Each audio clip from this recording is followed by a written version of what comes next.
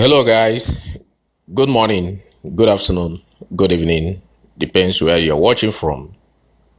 Really, and I'm gonna take much time. I'm just gonna use 3 minutes to talk on this clip. Then you watch it yourself and tell us what you deduce on this news. It is all about what is corruption, and second, what do you think is going to be the fate of both APC and the PDP on this tribunal? Because I just watched this news, and both APC and PDP, you can't just determine right now who is a loser and who is a winner, or who is going to be the winner and who is going to be the loser on this presidential tribunal case. And before you watch this clip, I want to plead with you, if this is your first time of watching our video, please help your brother by kindly hit on the red subscribe button.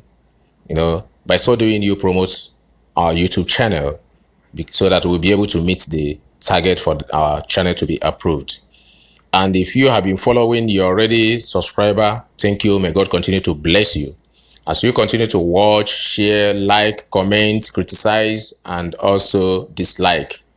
So because through your criticism and dislike, I will be able to adjust, because no man is an island and no man is monopoly of knowledge. Okay, thank you very much, and may God bless all of you.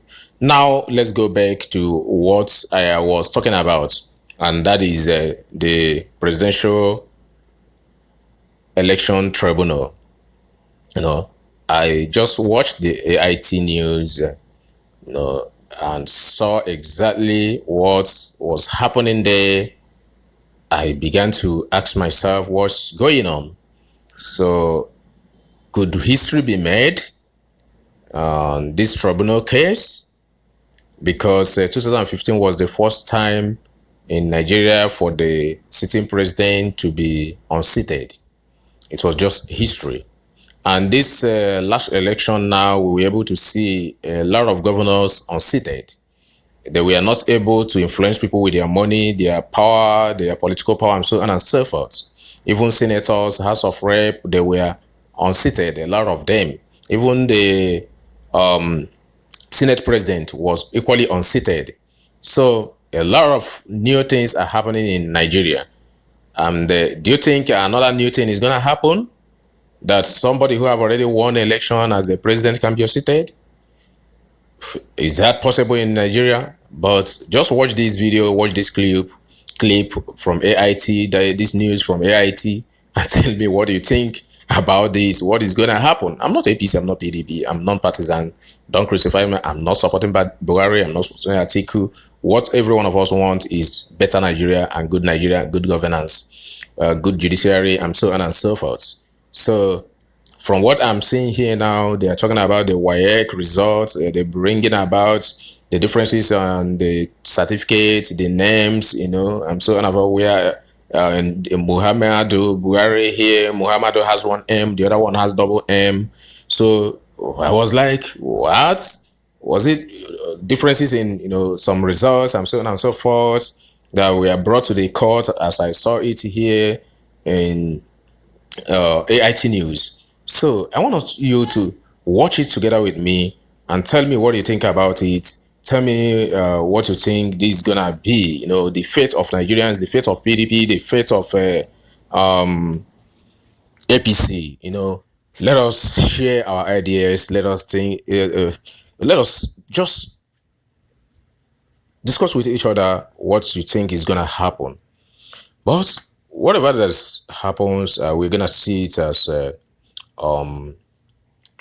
our greater heights and growth in democracy, because a lot of people have been saying that democracy is not practiced here in Nigeria, and at this moment the judiciary has been trying to prove that actually they're independent.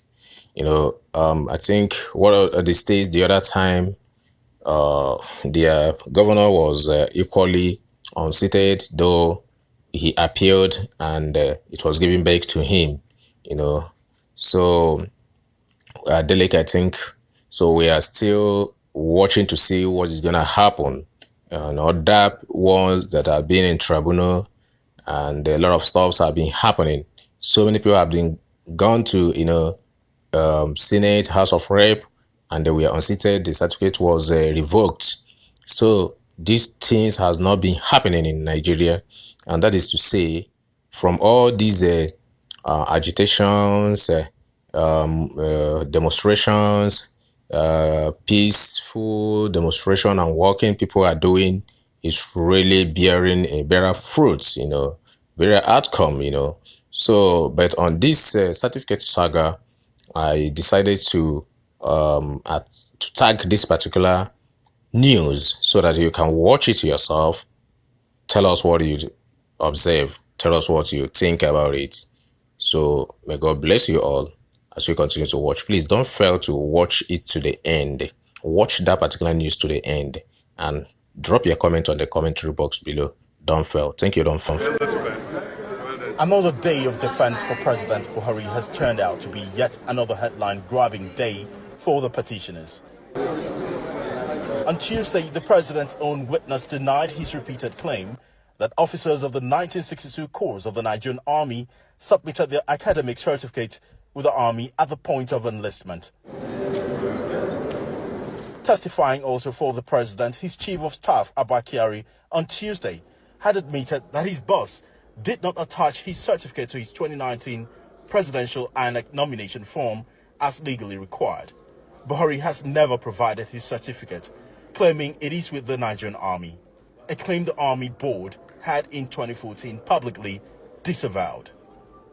But in what appeared a frenzied attempt to provide answers, the president's chief of staff admitted in open court that 2 weeks before his appearance to testify for the president, he signed and collected a certifying document from Cambridge.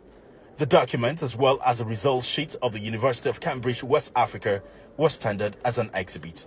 There's something strange about that. I've never heard that any institution will allow a third party to collect certificate on behalf of another person. It's not done. It's not done. It's not done. On Wednesday, the president's lawyers brought in a deputy registrar with the West African Examination Council, WAEC, Nigeria, under subpoena. The witness, Oshidende Adewumi's job was to lead evidence in support of the documents tendered by Buhari as obtained by his chief of staff. He claimed that Exhibit R21, which is the document of the Cambridge moderated exams, indicated that 18 candidates sat for the examination in 1961 and that Buhari's name is listed as number 2. He also tells the court that Buhari sat for 8 subjects and scored 5 credits with aggregate 32 and was awarded grade 2. But under cross-examination, another story emerged from the WAEC official when he was asked to confirm the status of the certificate presented by Buhari as confirmation that he actually did sit for WAEC.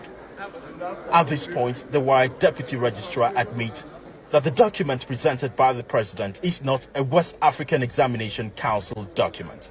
He was also presented with Exhibit R21, which Abba Kyari admitted to signing and collecting on behalf of the president. And the official said it was not a WAEC certificate and that he has never worked for the body which issued the certificate. The witness, who had earlier attested to it as being a duly certified document, later denied the document, saying he could not confirm it as it does not bear his signature. A comparison of the 2 documents presented by the president, that is a Cambridge Assessment International Education Certifying Statement of West African School Certificate and the CTC of the Confidential Results Sheet of University of Cambridge West Africa School Certificate of 1961 for Provincial Secondary School Katsina, also revealed more discrepancies. While one read 8 subjects sat for, the other listed only 6 subjects. Also on cross-examination, the WAEC registrar was asked to read out the name on the document, and the name read Muhammad, not Muhammadu. Another witness, Buhari's senior special assistant, Muhammad Saraki Abba, was presented with the document submitted by Buhari and asked to confirm if it classifies as a certificate, to which he answered in the negative. While under cross-examination, he also states that no certificate is mentioned or attached in either the president's CV or forms submitted to INEC, which is an exhibit before the court. President Buhari also presented two more witnesses from Niger State and Nasarawa State, who stated that elections were peacefully conducted in their domains. But even before the court rises for its noon break, the president's legal team abruptly calls it a day, even when the court reminds that it is not break time yet.